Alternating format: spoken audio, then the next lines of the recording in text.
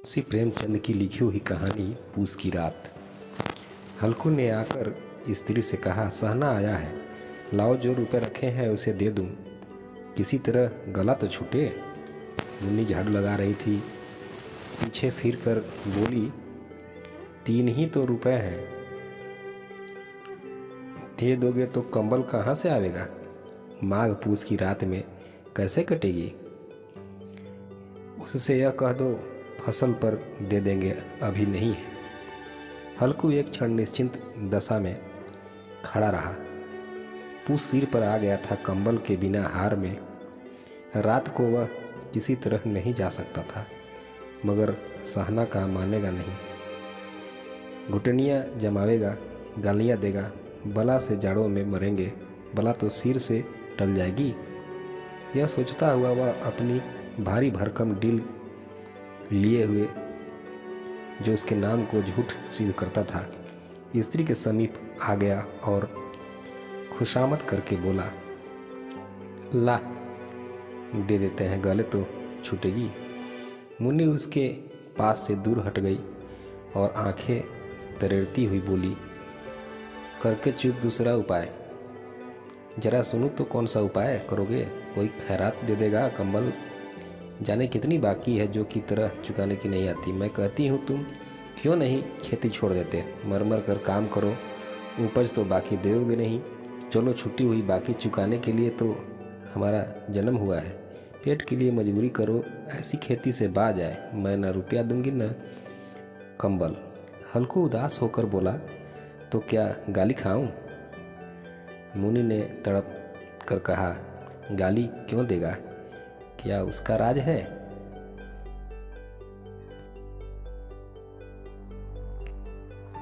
मगर यह कहने के साथ ही उसकी तनी हुई बाहें ढीली पड़ गई।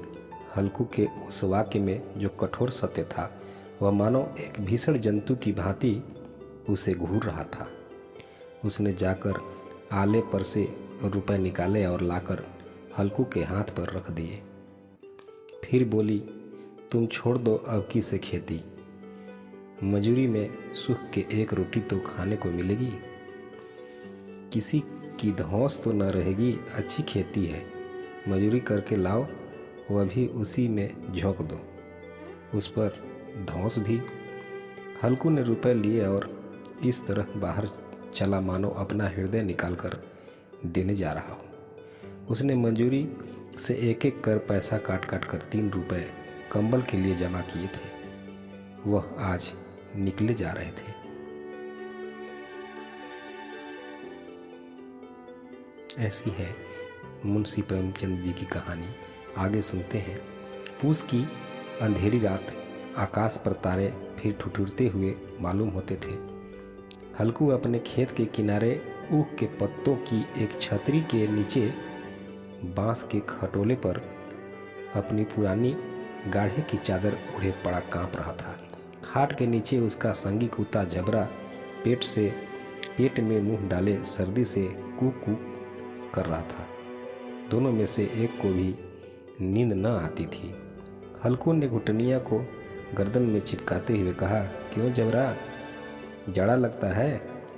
कहता तो था घर में पुआल पर जाकर लेट, तो यहाँ क्या लेने आए थे? अब खाओ न ठंड, मैं क्या करूं? जानते थे मैं यहाँ हलवा पूड़ी खाने आ रहा हूँ? दौड़े दौड़े और आगे आगे हमसे पहले यहाँ चले आए, अब रो नानी के नाम को।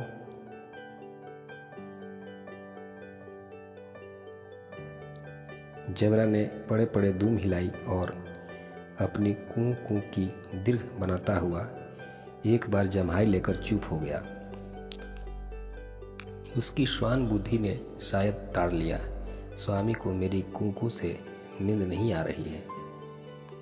हल्कू ने हाथ निकालकर झबरा को ठंडी पीठ सहलाते हुए कहा, कल से मत आना मेरे साथ, नहीं तो ठंडे हो जाओगे।